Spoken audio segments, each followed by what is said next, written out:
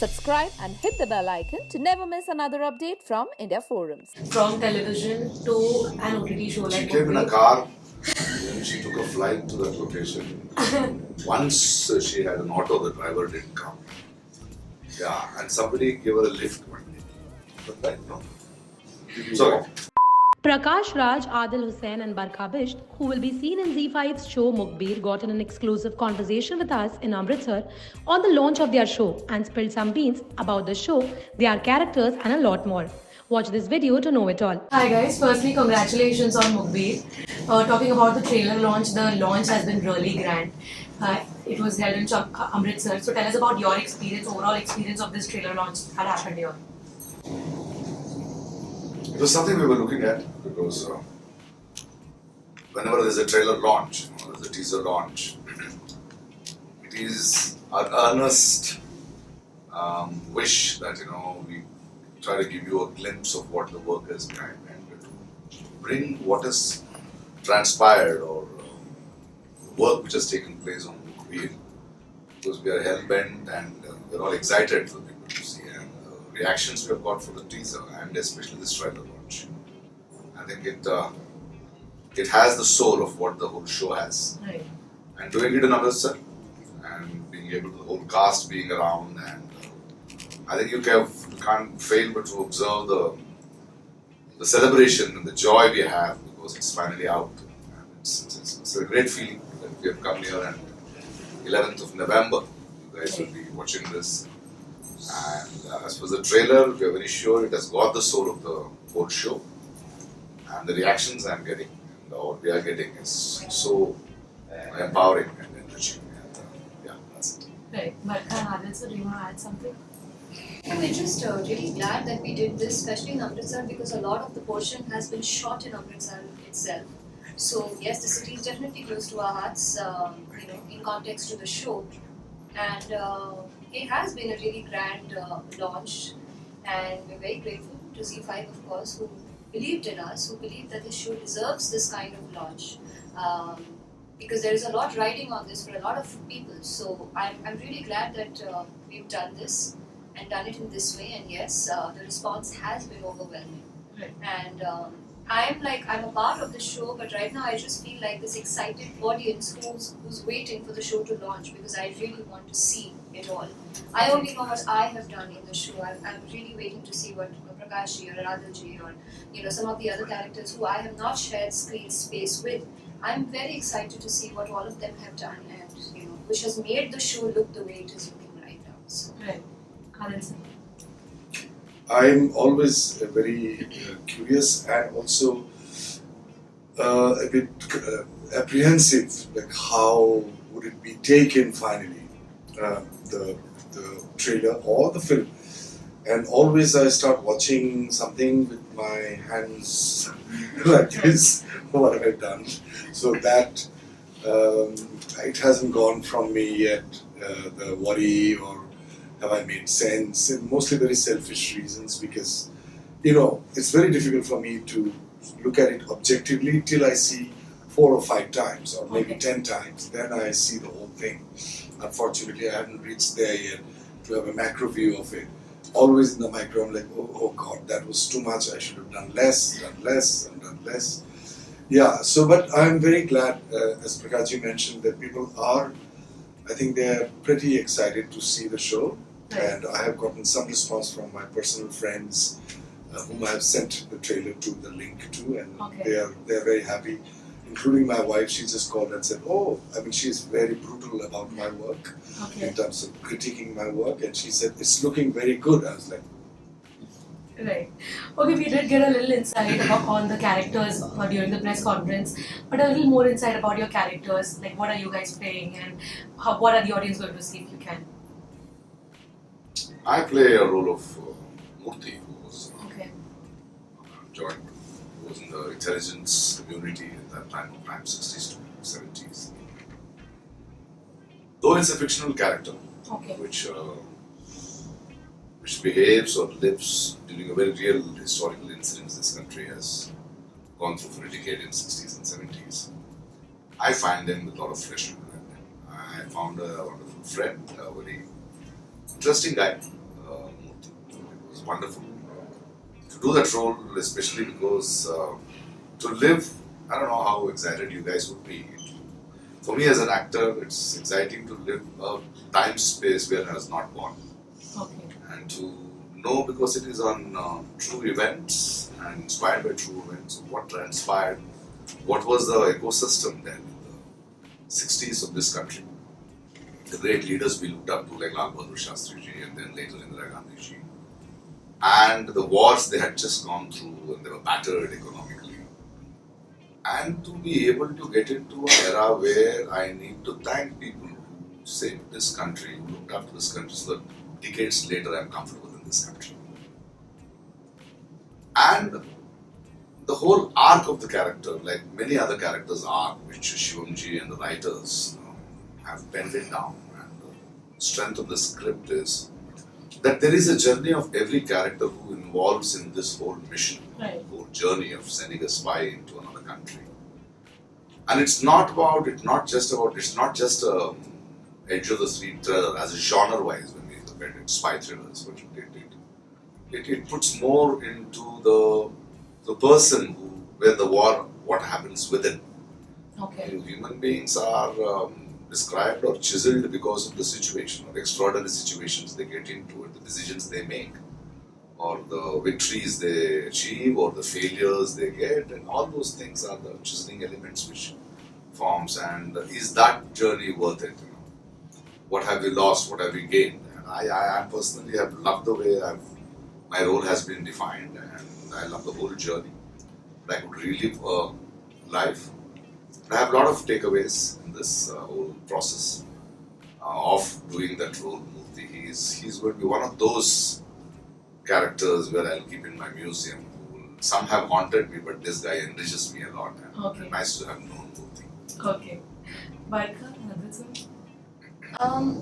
So Begum Anar, actually, I mean, the detailed backstory of her is that, of course, she was this ghazal singer in undivided India, and our story starts 15 to 17 years later, where she is now in Pakistan, Okay. and she's a ghazal singer there.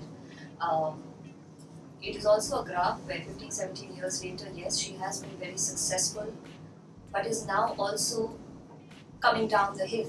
So it is a woman who has been through it all, for whom music is everything, her talent is everything, but has always faced betrayal in life, has longed for love but never got it.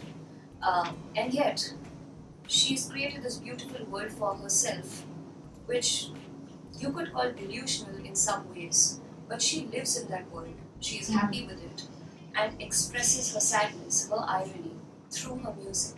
Okay. And at some point of time, when Harfan or the Mukhbir comes into her life, he suddenly brings hope into her life. And then it's like this new journey that she kind of embraces upon and says, okay, this is something that I have to look forward to. So it is a very beautiful journey. There is a lot of sadness and irony in her, but it comes with a lot of beauty because she has made it beautiful around her. So that is my journey. That is how I fit into the whole scheme of things, because I'm a very important person in the scheme of things to happen. But for me, it's this longing for love, the hope, the belief that I get when Harfan comes into my life, and the journey henceforth. Yeah. Aadil sir? I had been lucky enough to be friends with few people who had been in this community of intelligence agencies, and heard a lot of stories from them, including the person on which probably this particular character was not based but inspired by.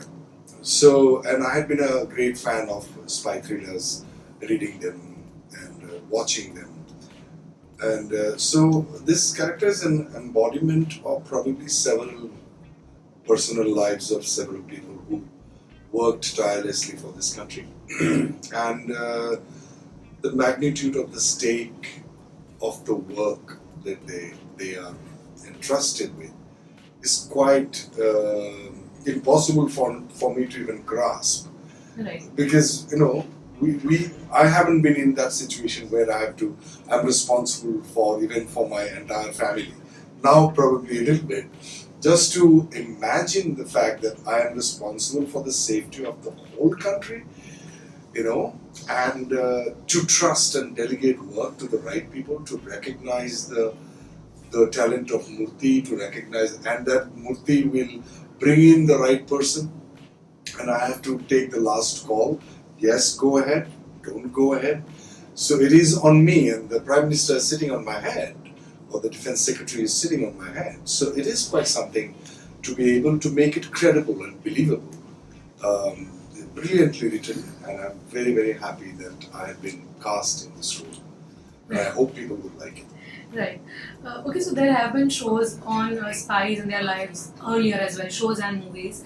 What is it about Mukhbir that is going to be different from everything else that we've seen until now? Yes, there have been any genre. See, spy thrillers is a genre. Right. What do? There is melodrama, there's humor, there's dark humor, there's sarcasm. There are shows, adventure shows, all the spy thrillers. It is to keep you at the edge, and I think all the spy thrillers, most of the spy thrillers I've seen, talks about the high octane actions, the larger than life characters who achieve it, and it is their victory or their loss. And but this, I think, is a very differently written words. This is more of a journey of the spy. Who's a spy? A spy who's never recognized, who should not be seen, looked at, or even acknowledged by the country for whom he works, or to the country he goes. Now, this is a story about an extraordinary situation in the country where we could not afford war, but then we need to avert a war, we need to stop a war. For that, we need to know the intelligence of the other side of the country. We will take a common man. Again, out of the box decision by Murthy, who is known for his decisions like that, given the situation he has got. What an innocent boy, young man, who has a great reflexes. So I just mentor him and then send him into a journey, knowing what he is going through. And it is a journey of that boy, and whom he faces, maybe different characters in his faces. He has to lie for the first time. He has to kill for the first time. What happens to a person within, when you're trying to avert a war outside? Not your situation, but the whole journey. Yes, he finally manages to get back whatever the information the country needs, and we avert a war. But at the end of the day, when he looks up, probably he has forgotten who he is, and who chisels you to this situations. And this is not what he wanted, but then life teaches you, life chisels you, life prepares you for this, and then to realize that to save a lack of life, to save somebody else, it's so important for you to lose. But are you ready to live with yourself, or that's the dilemma of him, and the dilemma of me is, what right do I have to change somebody's life altogether without his permission? Right. And I think it's a very beautiful story where we, as in an ecosystem of this country, we realize what was the innocence there, and what transpires to these unsung heroes who are never credited for what they are. I mean, at least not even recognized. Are they in our perceptive system? And an unsung hero could be a farmer, could be a school teacher, a friend who changed your life, and a nurse, anybody else. And I think it puts light more on that to a society to think back of the ecosystem where we need to look around ourselves, because whatever we are is because of work or sacrifices or contribution of so many other aspects and people at the cost of their own lives. And I think Mukhbir is different from other spy thrillers because it is, as a genre, an edge of a crime thriller. You would like to know some information. And it also, I think, successfully documented an era, a span of a decade, what this country was, what the borders were, what sort of people were there, like living characters like Hoshi brings in about the music, about the costume, about their intelligence and their commitment and their concern for the country. At the same time, it will enrich and empower us with the perception to look around us and to start observing, start accepting a lot of unsung heroes in our life. I think that's where Mukhbir's USP is, and the very success of it is how much it has changed me personally doing that role. I've seen, because here we are popular actors and that's why we are sitting in front of it, but there's actually a story of this actor also personally, Zion, who's done a brilliant job when you come up. And I saw the changes in him in his life through the series. Okay. And we have found new friends, wonderful friends like Shivam, like Aadil, like Barkha. And I think that's what a work of art or a journey should do. And I'm sure this will translate into people who watch it. Right. Anything the two of you would want to add? Well, I just have, again, a very small thing to say that yes, when you ask how is Mukhbir different, I'm extremely fond of spy thrillers, I love watching all of that. But there is a very uniformity in all the shows or films that I have watched, in India especially, where the spy is a hero. He's heroic. Supposed to be a common man, but does not look common. Okay. It's like the moment, like there will be a dynamic entry, so you will know. So when I look at it from a point of view, I'm like, of course, I'll notice this person. The spy is not supposed to be noticed. He's supposed to be that common that nobody notices him in a crowd. But all the shows that I have seen, the spy actually stands out. He's probably the first person I will see in a crowd. It could be because of the way he's dressed, or the way he's walking, or the attitude that he has. That is something which is missing in Mukhbir, and missing in a good way, because the common man who's supposed to be a spy is actually looking like a common man. Zen, of course, an extremely good-looking guy, but the way he has been made to look on the show, from his clothes to his body language, which he's worked on, to not having this attitude that, oh, I'm a spy, which I think a lot of actors miss sometimes, unfortunately. They feel it. I'm a spy, I'm going to feel it. It shows on their face, and as an audience, I'm able to see that. But I think Mukhbir has that nobody, even people who are playing, important this thing part of the intelligence team, or Zen playing the spy, or me playing some character, I think none of us were made to enact that bit that, oh, this is who we are. We just played it to the T like how it was supposed to be. And I think that is something that sets Mukhbir apart. You will not see anything dynamic, or oh, how cool is this, or how stylized is this. There's nothing like that. Okay. It is simple, it is as common as it should be, it is as real. I think we tried to keep it as real to the actual reality as we could, and that is what sets this show apart. Okay. So yeah, that's my take on it. All said. Okay. Like a producer also revealed that the spy, जो spy की कहानी है, वो it is based on true events. So I would want to know what exactly is about this show that is based on true events, because like you guys mentioned, the spy is a fictional character. So what is it about this show that is based on true events? True event is documenting and a story happening on our historic moments which happened in this country. Okay. Post Sino-Indian War, War of Gibraltar, and how the areas were divided and how the intelligence agency works.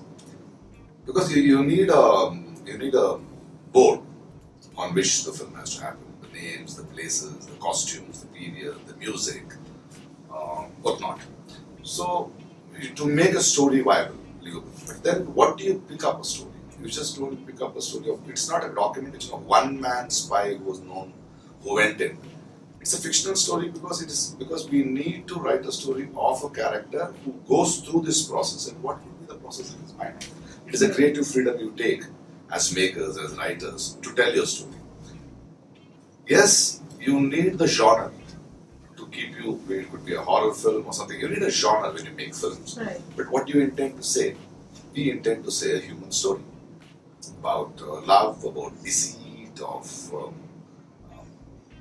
coming across extraordinary incident, what makes it to you. So I think to make it real was the real incident, but not trying to play the fool with it or give another meaning to history.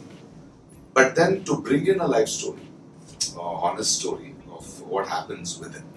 So the war within is fictional, but it's made fictional so that it is how we need to give a meaning or to try to see a story which was not told to us. Right. Okay. Where do you draw your inspiration from for your characters? Has there been any inspiration behind your characters? Any real inspiration?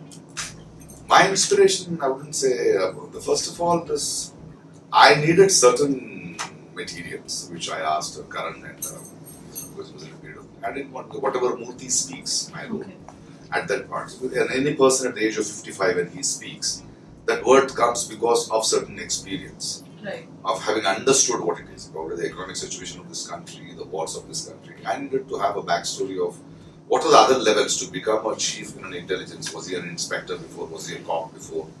Did he pass through some sternest test, or was he a self-made man? This was incident. And again, he was a Tamilian, he was a South Indian, Tamilian. What is the relationship with his wife, which is very beautifully dealt with? Why he hasn't got children? But then to give it a physical element, and I was looking at whom to see, because I see him as a very humorous and very endearing, honest person. And I think without the knowledge of my director, Shivam Nair, I started picking up moments from him, the way he used to tell me the story. He looked so much like Murthy to me, though he was directing a film. But the detailing, what Murthy would do as an officer, I was seeing him doing detailing. The way he was narrating the lines and stories, wanted moments between the lines, in the silences. I could see Murthy reading between the lines and understanding the other person's mindset. So I took few of them, and because I needed to take the way Shivam looks at you, the way Vimal is trying to tell you. He's not trying to appease you, he's not trying to impress you, but he's trying to say his heart out. And he's telling it to you so that he is very clear that is it happening the way he wants. I think Shivam, without his knowledge, I needed a flesh of that. If you people start seeing even this particular stills, you will at a corner of it say this guy has taken from Shivam. So I took it from Shivam. It's basically because not as an actor, but the thought, the mind, the set, and the commitment, the perseverance, and he was very stubborn with what he wanted. And he has a sense of humor, the way he looks up and when he smiles with his eyes. Shivam does that, and suddenly he looks at you. And I took all those little nuances from him. And I told him only now, after the film is over, the 2 days back. What was his reaction like? He said, yeah, you don't know it's you, it's not me. Okay. These are little things because of, I'm blessed, gifted with whatever nature has gifted me, with the talent of or the experience. I've chosen with so many directors and writers. A craft which I have, to some extent, has it in my hand, and that helps me to steal certain things and make my own, which an actor needs to do. Yeah. Right. Barkha and Aadil? See, for me there were two aspects in this character. One was the technical aspect, which is to play the part of a ghazal singer. Right? So the technicalities of that, like I'm also singing in this show, so there are shots of me singing at the radio station where I work.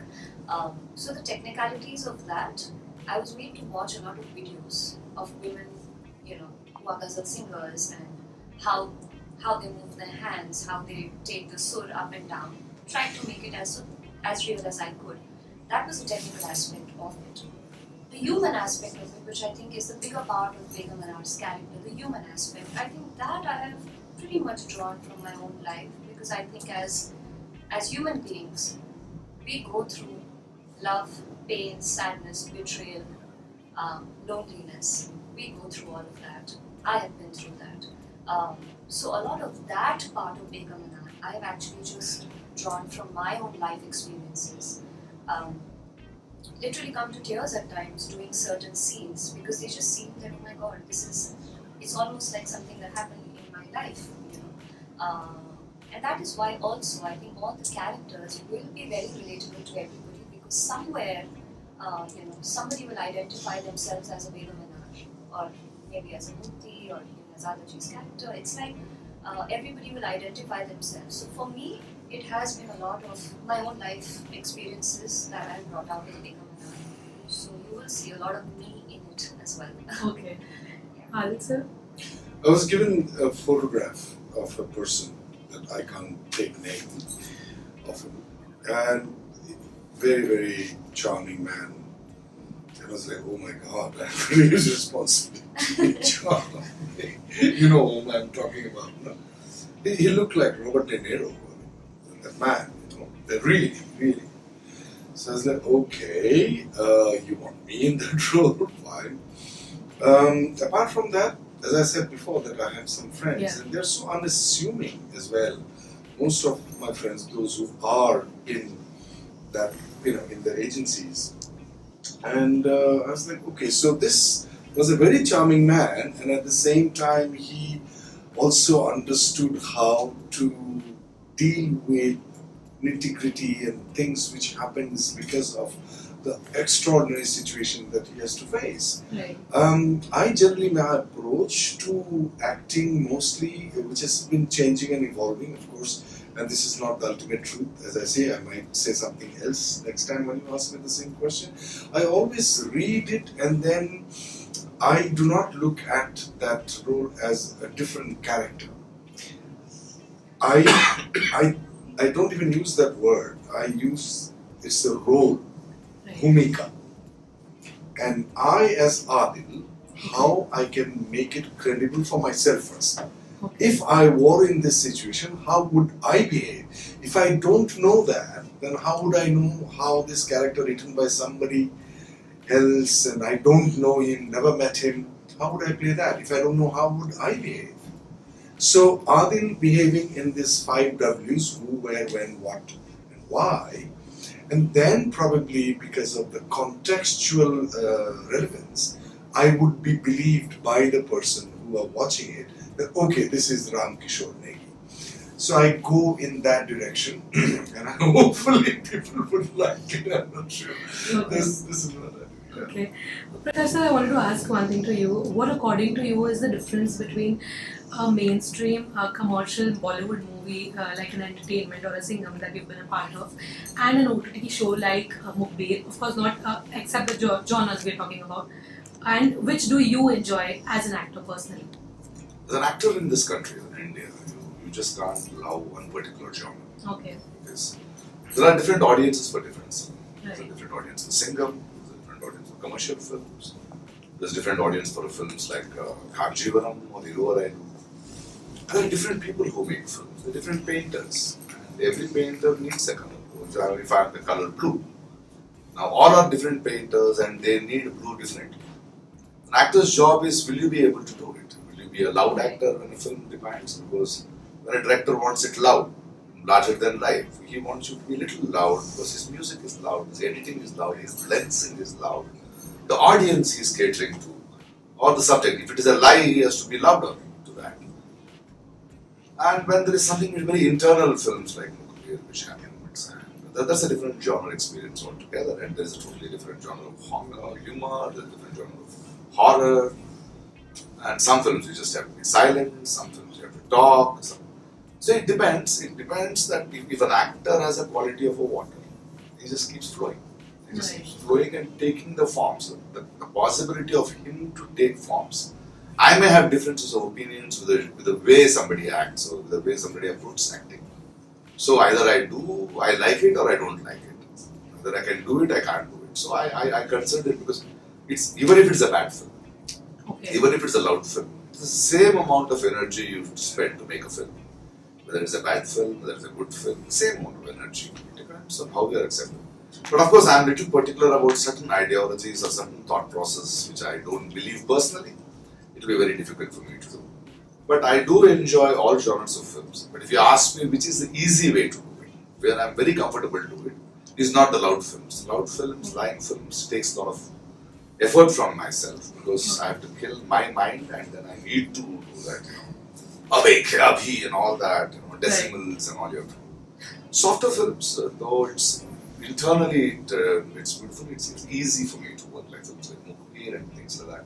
It just flows out of me because there's so much of love for me for that, and it's very easy because it asks me to think. Other thing is I need to make believe. Make believe is always a little tougher thing. Maybe a lot of other things you need to have certain techniques to do it, which I have probably over the years of experience I have mastered that too. So those are the roles where I act and I come out and I forget it. But these sort of films sometimes linger on to me, they stay on to me. Like Mukhbir's Murthy, I think he's going to be with me for a long time. Right. Okay, Barkha, my next question is to you. Tell us about your journey from television to an OTT show like She came in a Mukhbir. car and she took a flight to that location. Once she had an auto, the driver didn't come. Yeah, and somebody gave her a lift one day. But right, no. Did you Sorry. walk? And what is I'm a runner, so yes, I ran to. She crossed the sets. Okay. Okay, but my journey from television to OTT has. And what do you enjoy more? Oh, okay. Yeah. Okay, so first journey, it's been a huge leap. It's like crossing an ocean, Right. literally. And while I'm crossing that ocean, I am unlearning and leaving behind a lot of things that I have learned on television and done it for like almost 18 years. Okay. So 18 years of learning has to be unlearned. And by the time I reach the other side, I have to have shed most of it because they are completely different mediums, completely different styles of acting, completely different expectations of me as an actor. So that was a huge leap for me, and pretty much a leap of faith because so accustomed to doing it in a certain way, Right.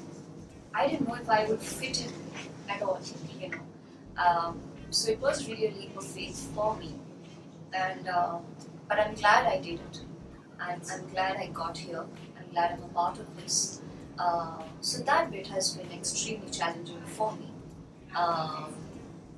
What was the other thing that you asked me? What do you enjoy more? What do I enjoy more? Oh, well, I think I would just agree with Prakash Ji on this. That as actors, I mean, I enjoy everything. Okay, I do something that the audience likes. I enjoy it because that gives me validation that I did something right. Okay, whether I believed in it or not, or whether I was convinced or not, like he said, there is loud acting. Television again is dramatic. It's extremely dramatic. It is an exaggeration of life beyond exaggeration. Yeah, right. There is very little reality on television. We look beautiful at every time of the day or night. We even sleep with makeup and jewelry on. We wake up looking like queens. Okay, but I have done that for 18 years and done it convincingly. I'm assuming I've done it convincingly because I have had a long career in television. Did I enjoy it? Of course I did. You know, the audiences liked what I did. I enjoyed it. But this again, like I'm going to repeat what he said, is more internal. Television is physically more exhausting for me if you ask me, because it's loud, it's dramatic, it's all of that. This is mentally more exhausting because you are drawing so much internally. You are trying to, just be real, be convincing as that person only. So mentally it is a lot more exhausting, and I wouldn't be able to say which one I enjoy more, but I do know that there is a sense of satisfaction I got after I did this, Okay. and which was different. I wouldn't say it was more than TV, it was different from what I did on television. That sense of satisfaction that when I would go home every night and sleep, I would just feel I did something good today. So I think that's the difference that I have felt, and that's as much as I enjoy this. And, Right. Yeah. Right. Okay, talking about your show, the show is narrating a story of an untold story of a spy. What revelations have the three of you come across after the backup, after the show got over? Let's start from there. Revelation? I don't know. Think about it, I guess. I think the huge respect for this community. I didn't before I didn't know it at all. What is the kind of the work, the immensity of their responsibility, which is newfound respect for these people. In spite of watching a lot of spy thrillers and all that, but when you know that your next door, maybe your friend, they told me amazing stories, but when you see that happening in front of you, even in spite of being played by actors, that you realize, and when you read the script, you realize that, my God, thank God for them. Thank God for them. Yeah. But Newfound gratitude. okay. So what revelation are you asking? What revelation? Yeah, as in about the life of a spy or whatever. The takeaway. So actually, I have two things on it. Like when you said takeaway from the show, yes. like I said, I come from a defense background. Like with my dad, Okay. who tells me a lot of stories about Okay. Raw and the work that they do and how defenses work with Raw sometimes and how missions happen. So an immense sense of pride, which I guess I anyways have. I'm an army kid. I'm Right. very I feel very proud. So yes, an immense sense of pride because, like we say, spies are the unsung heroes. So yes, that has definitely stayed with me. Um, but I think the deeper part of that is what I've taken away from the character of Begum Anand. And that is this, that sadness, pain, betrayal, they're all a part of our life. We will face it at some point of time. We have to embrace it, we have to accept it, we have to live with it for a while and only hope that we emerge stronger as people. And that is something I think that has stayed with me very closely. And that is what I have taken away from this show, because I've lived this journey of Begum Anand pretty much like my own. And that is what I have felt. I think I have emerged a stronger person after this, this whole journey of being Begum Anand. Because the beauty with which she has embraced pain and betrayal, I think that is something I'm taking as a learning from the show. Well, if you enjoyed this conversation, do not forget to subscribe to India Forums.